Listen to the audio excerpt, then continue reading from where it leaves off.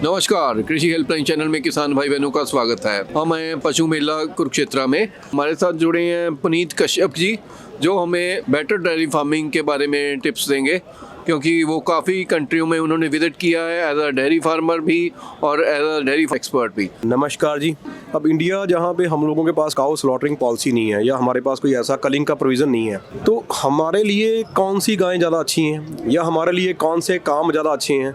तो मैं ये हमेशा कहता हूँ कि भाई आपको जो गायें चाहिए ना, उसकी सस्टेनेबिलिटी वो लंबे समय तक दूध देने वाली चाहिए। जितने ज़्यादा बार ब्याहेगी, जितना ज़्यादा सुए देगी, वो एक अच्छी डेयरी फार्मिंग की पहचान है। अब कई बार क्या होता है कि हम लोग गायें लेके आते हैं, गाय अच्छी होती है बट 2 सुए या 3 सुए के बाद वो काम नहीं कर पाती, उसका स्ट्रक्चर खराब होने लग जाता है, गाय बीमार होने लगती है या रिप्रोडक्शन की प्रॉब्लम आती है या मिल्किंग कम होने लगती है लगातार।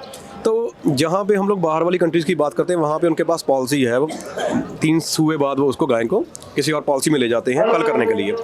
बट यहाँ पे तो नहीं है। तो यहाँ पे हमें वही गायें चाहिए या वो गाय के ऊपर ज़्यादा ध्यान देना चाहिए जो हमारे यहाँ पे 8, 9, 10 सुए दे के जाए, लंबी सस्टेनेबिलिटी दे और कांस्टेंट दूध भी प्रोवाइड करे। कांस्टेंट दूध प्रोवाइड करने से मेरा मतलब ये है कि अगर गाय दे रही है, उसकी एवरेज आ रही है 30 लीटर, 35 लीटर या 40 लीटर, उसके ऊपर टिकी रहे, ज़्यादा से ज़्यादा कंटेन, मतलब इस चीज़ पे ध्यान दे कि जो दूध देने की क्षमता है वो बराबर रहे। क्योंकि ज़्यादातर यहाँ पे दिक्कतें आती हैं कि गाय पीक पे आती है बट पीक के बाद नीचे एकदम से डाउन मार जाती है।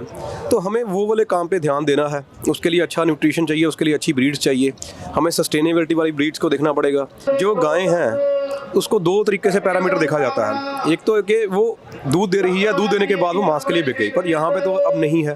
तो हमें दूध तो कॉन्टिन्यूसली लेना पड़ेगा। ये ना हो कि गाय खराब हुई तो हमने छोटे फार्मर को बेच दी और छोटा फार्मर फिर बेचारा गाय के बिना ही आगे सर्वाइव करता है या स्ट्रगल में लग जाता है।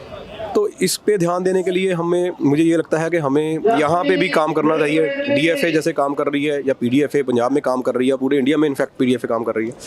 तो फार्मर के सेमिनार होते हैं, उन फार्मर को अटेंड करना चाहिए। उन सेमिनार्स को जाके वहाँ पे अच्छे न्यूट्रिशन के बंदे या एक्सपर्ट आते हैं, वो फार्मर को बताते हैं कि हमने गाय को कैसे मेंटेन करना है, कैसे बैलेंस करना है, कैसे आगे लेके जाना। हम लोग सस्टेनेबिलिटी की बात करते हैं, तो मुझे लगता है कि आप जहाँ से भी मर्जी कोई सीमन लगवा रहे हो या ले रहे हो, आप उनसे ये जरूर पूछिए कि भाई साहब आपके पास जो 3rd, 4th लैक्टेशन में गाय हैं, उनके पास कितनी डॉटर्स हैं, उसका कितना रिकॉर्ड है, कितनी गायें सर्वाइव हुई हैं। क्योंकि हमें तो 2 या 3 सुए वाली गाय पे नहीं, हमने तो 5, 6 सुए, 10 सुए वाली गाय पे ध्यान देना पड़ेगा और उसकी सस्टेनेबिलिटी ही इस डेयरी फार्मिंग के धंधे को बचा पाएगी।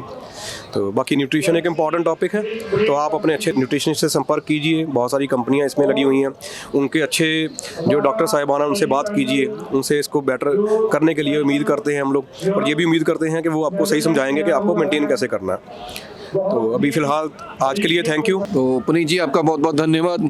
फार्मर डेयरी पालक भाई जिन बातों से बहुत कुछ सीखेंगे और डेयरी फार्म को प्रॉफिटेबिलिटी की तरफ भी लेके जाएंगे। धन्यवाद।